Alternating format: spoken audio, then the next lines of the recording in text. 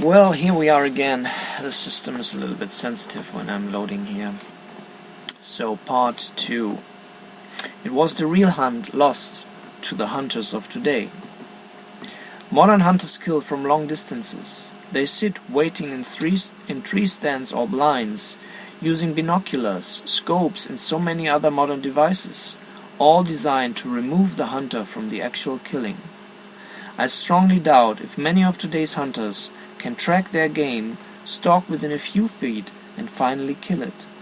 Their long-range arrows with compound bows and their high-power rifles make the task of killing easy. Modern hunters lack the basic and ancient skills, and thus lack the understanding of what the true hunt and hunter is all about. Grandfather did not want me to fall into this same complacency. I began my hunt with many hours of deep thought and introspection, spending time alone to try and put things into perspective. I fasted for 4 days so that I could understand hunger and appreciate the gift of food the deer would provide. That's a really picture here. Come on, it's not so difficult. So, I took sweat lodge to purify myself and asked the Creator to help me with the hunt. Without the Creator's approval, there would be no hunt and no game. Grandfather helped me through all these things so that I would fully understand the sacred act I was about to perform. It was important to make the hunt right in my mind, so that I would prove worthy of the gift of life I was about to receive. I had to realize that I was a predator and a very intricate part of creation. I had to recapture my birthright.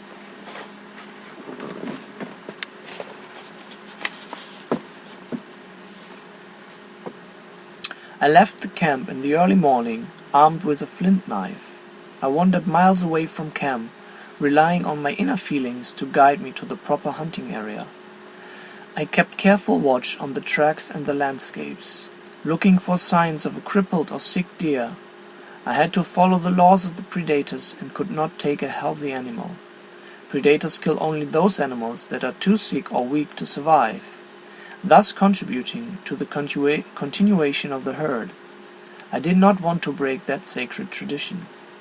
Finally my eyes caught the tracks of a small, yearling deer with a defect in his right rear leg. He couldn't have weighed over 45 pounds, and I was sure that he could never make it through the summer, far less through the winter. Choosing him as my deer, my gift of life, I prayed that the kill would be quick. I tracked him for hours. His tracks followed his mother's, but showed much trouble negotiating the tougher areas of the landscape. He tired easily and spent much of his time resting or trying to catch up to his mother. The more I studied the tracks, the more I understood this little deer. His bad leg was not a result of recent injury, but either some kind of birth defect or an injury that occurred around the time of birth. After a full day of tracking, it was painfully apparent to me that he could not run, but hobbled away feebly at the approach of danger. My heart went out to this little deer, so desperately hanging on to life, and I grew sick with the thought of what I had to do. For several days I watched the little deer.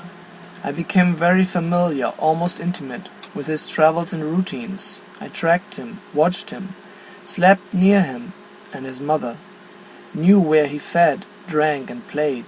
Strangely, I felt part of the little group and was so close, as a matter of fact, that they stopped paying attention to me.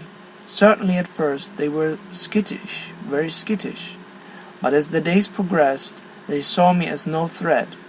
I became as natural as anything on the landscape, a very deadly mistake for any deer, even a healthy one. Many times I got within only a few feet of the little one, once even close enough to touch him. So many times I could have killed him, but I wanted a clean kill, and grandfather had said that he wanted me to know my animal intimately.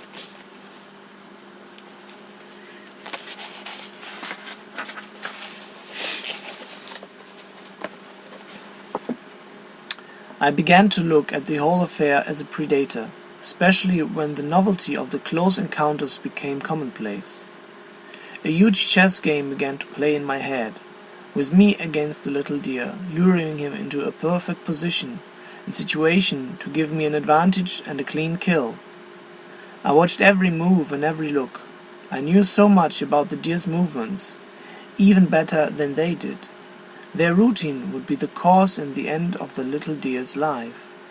That same deadly routine became ingrained in complacency. Moving so often the same way, they forgot to be aware. A routine that turns into a life-threatening rut happens not only to deer, but to humans as well. I realized that if I ever allowed myself into a rut, it would be certain death, just like it was going to be for the little deer.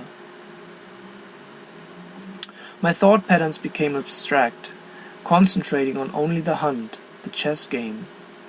The life of the deer became the furthest thing from my mind, and the whole hunt lacked any visible emotion. It was as if I were outside the whole situation looking in, watching the hunter come closer and closer to the final act.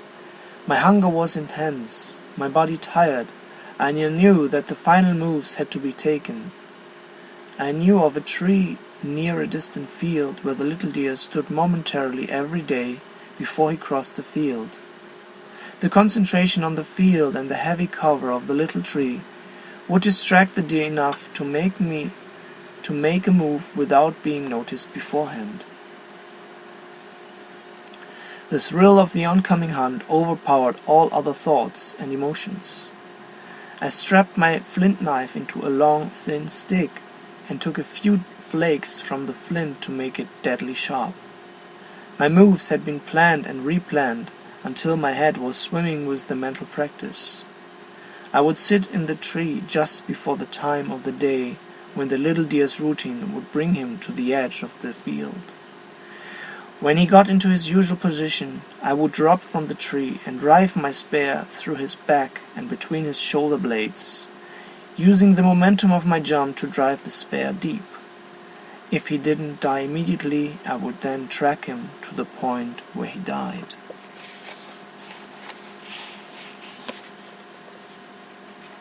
I was in the tree, concealed and waiting, an hour before the little deer usually came to the field. It had darkened and camouflaged my body. I had darkened and camouflaged my body with mud and natural herbs. My internal dialogue was shot down with a constant prayer and concentration on the hunt. Every leaf seemed to speak. Not a sound or movement on the landscape went unnoticed.